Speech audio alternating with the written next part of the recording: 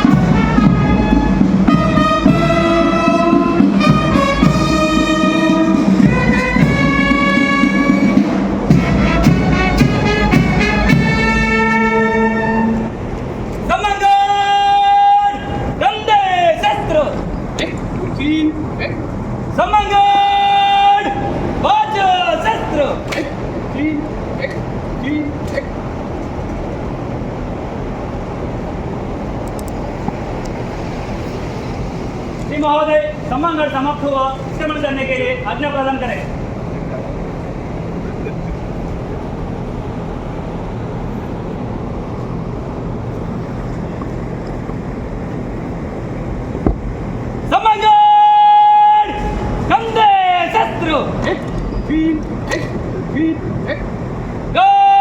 White में देने चलेगा, दाहिने बढ़ो, वाइट से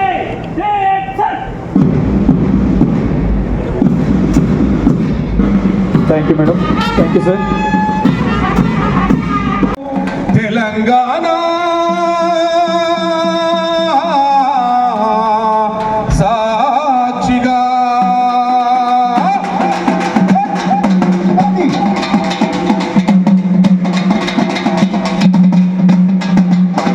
వీరుల్లారా వీర వనితల్లారా అమ్మా రుణము కై రణముల వరికినారా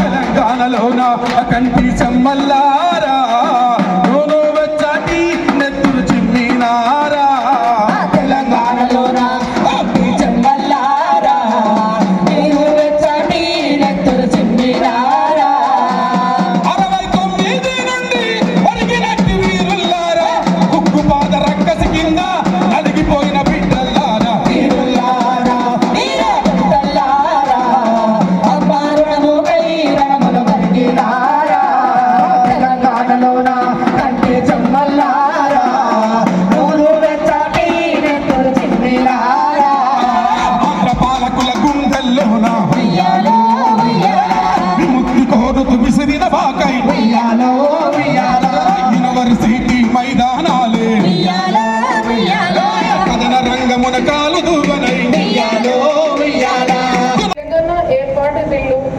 చేయబడి ఫిబ్రవరి 20న రాజ్యసభ ఆమోదం పొందడం జరిగింది.